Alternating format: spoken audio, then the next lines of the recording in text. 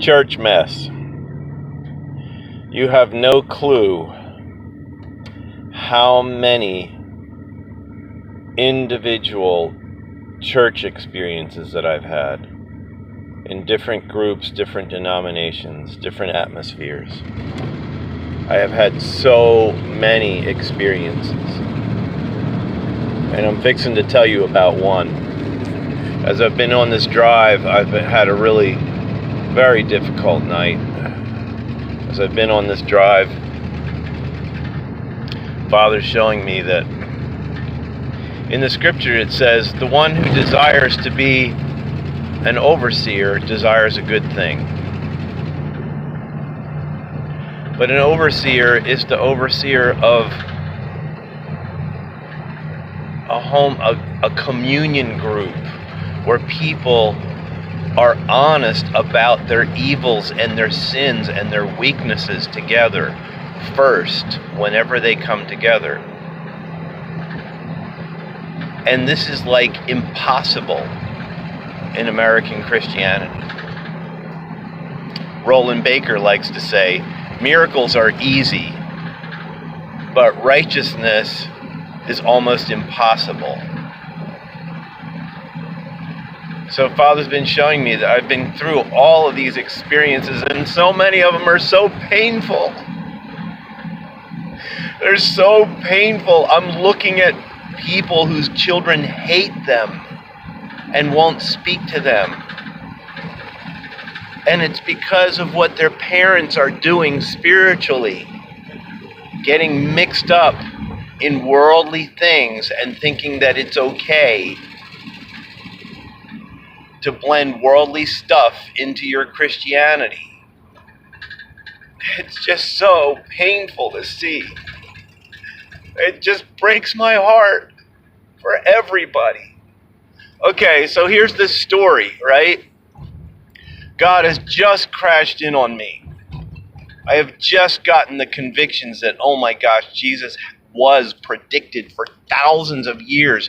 200, 300 individual predictive points set in writings across 1,000 years by 40 different people, different writers. These predictions are amazing. Just the predictions are amazing. I want to take like weeks and just touch on each and every one of the predictions. I mean, David lived 1,000 years before Jesus, and he wrote Psalm 22. Isaiah lived, 700 years before Jesus, and he wrote Isaiah 53. My God, why have you forsaken me? My bones are all out of joint. All that stuff. Jesus. All these predictions. Oh, man. Okay, so, all right. So God crashed in on me, right? And I'm in this church. And there's this guy named Chris. And he has a boldness and he has a love of the scriptures. And he has an ability to kind of speak truth, and I appreciate him, and his testimonies are strong and good. And he's, a leader in the church. And I say to him, listen, man, my friends ain't going to come to some church meeting, but they'll come to my house. Can I hook up like a party or a dinner for my friends? And will you come and just tell your story and just be you and talk about what you've been through? And he wouldn't do it. It's like, no, invite him to church. And I mean, that ripped my heart out. I had actually laid my life down. I decided that when I was, I was convicted about God. This group had actually kept me in the wisdom of the scriptures to a point where I was getting high on the Proverbs. I was like, wow.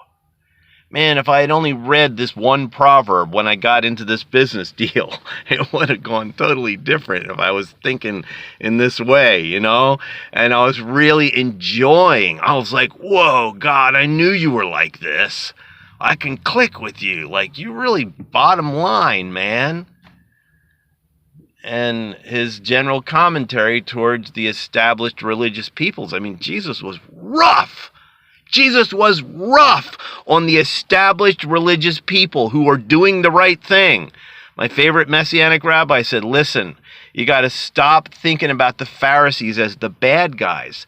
They're actually the one sect that was the good guys. They had the right view of resurrection. They had the right view of angels. They had the right view of handling the information from Moses, the law. You know, the Zealots wanted to kill the Romans and rise up as a political nation. The Sadducees didn't want to get mixed up in angels and resurrection and afterlife stuff. Just do your business. God's real. Just get your business done and don't give me all this hokey stuff. And the Essenes were total separatists. They were so separate they didn't allow Gentiles in. And they were very standoffish even towards marriage and women because they felt like they were in this apocalyptic age and they had to be super Jews. And some parts of their practice was very pure and very excellent, and their community atmosphere was awesome. But they were actually sinning in some areas. Their hearts were closed against God, and they were small-minded. These are all the political sects of the Jews. The Sadducees, the Pharisees, the Essenes, the Zealots, and the Hellenized Jews. I mean, you had Jewish people whose sons were running naked in the Olympic Games. And many of their friends were like, oh, that's ridiculous. You know, a Jew should not be running naked with Greek people in the Olympic Games. But they were not cut out of the synagogue. You were not kicked out of the synagogue if your child, was running naked in the Olympic Games. The synagogue was a place where everybody got together and listened to the word. Okay? They were not allowed to have separated political mindsets. So anyhow, I mean, I've just learned too much. And I feel like this big old elephant standing in the field, most of my peer group has died. Most of my friends that make sense seem to be far away in another part of the world or another part of the country. My favorite people are cold towards me, distant. And I just want to cry sometimes.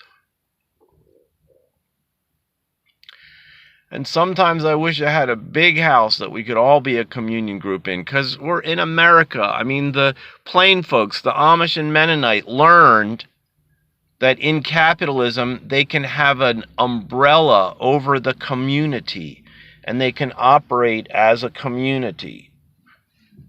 And they learned that they can, pay their taxes, but not take kickbacks and tax breaks from the government, because they don't actually want to have any flow back from a government that's killing people and abusing people at the borders. That's part of being a country and a government. You have to make laws and put people in jail because they crossed the border illegally. They're just coming to see family. They're just trying to get a job. There was no borders in the Garden of Eden, and there will be no borders in eternity. And we are an eternally hearted family. Yes, there needs to be laws. Yes, there will be laws in the atmospheres that we're living in. But man, you gotta understand the juggernaut of money that's behind these governments. The government is not run by the people. If there's a bubble of peace for Christians, It ain't going to last forever. The peace of Rome only lasted for so long. But I've sat with all these different church groups. High Church Episcopal, Storefront Charismatic Pentecostal, AME Church, all day long with the Afro families, Afro-American families. Wonderful church days. White Baptist and Black Baptist and Presbyterian and Methodist. I mean, one of my heart things is like, you can't be every style at once. You can't be, shake it to the ground, jump and dance hip hop church and like enjoying hymn singing with an organ at the same time. And I love both of those things. You cannot be every style at once. But the bottom line is this. If you, especially you women, are not connected with a cluster of men, at least 3 or 4 men. Remember, Jesus had the 3, Peter, James, and John, and Jesus. That's 4 guys together. If you women don't have 4 guys together who literally have their lives and consciences open to one another, I'm warning you, you ain't church yet. Female human beings are meant to be the beautiful wind in the sails of the male human beings and the fathers and the brothers. And if a woman is connected with a brotherhood group that's in confession and open-hearted and really sweetly fun together, then when the woman's trying to make a decision, she can say, hey, guys, I'm really troubled by this thing. Do you think I should, sell my cabinets or keep them? Do you think that'll be useful? Should I do this? Should I do that? When a woman can check in at her most stressful points with the brotherhood group, that's a big deal. A big deal. And also, most importantly, if the women are taught to be afraid, to be concerned about the fact that they will be brainwashed by sneaky little spirits, they'll either overpad the nest or they'll be too fragile and fearful of taking a step of faith. And the brother voice is supposed to be there and say, honey, no, it's beautiful. It's enough. Come on, let's move on and take the kids out. The house is okay. Let's take a move. Let's go for a canoe paddle trip. Or the man needs to say, you know what, honey, you're going to do great. And you shouldn't be afraid at all. Step right into that situation and watch how beautiful it gets because you're in it. Sometimes the woman needs to hear, it's going to be okay. Or the woman needs to hear, no, wrong idea, wrong thought. You need to be closer, not farther away and hiding. Whatever. All these things have got to be in place. And my heart is so broken because I don't see him in place in my life. And my soul is screaming out for the solutions that I know work. And I've been in so many church situations, and this is why I can be a benefit to you. I can be a benefit to you. And if you're a female human being, I'm telling you, it is wise for you to shut down your whole life and go and connect with and live in the atmosphere where there is the most safety for you. And that doesn't mean abandon your husband and your family if your husband is a semi-believer or unbeliever. What it means is you need to help learn how to build the brotherhood group. You, the women can coach boys into being men and fathers in a way that the American Christianity around me has not done. 14 minutes, that's way too long. I bless you. My life hurts. And people don't give a shit. They like to listen to me because I'm entertaining, like, Oh, that's cool. Yeah, it's really nice. Yeah, blah, blah, blah, blah, blah, blah. Yeah, it's nice to have you around. Blah, blah, blah, blah, blah, blah, blah. You know, it's like what I say, what I do, what's important to me. You know, my heart stuff don't matter at all. Don't matter at all to many of those that I come among. And I'm just tired of it. God help me. Help me do those things that you have asked me to do that I haven't done, so that perhaps I will feel less horrible. In Jesus' name.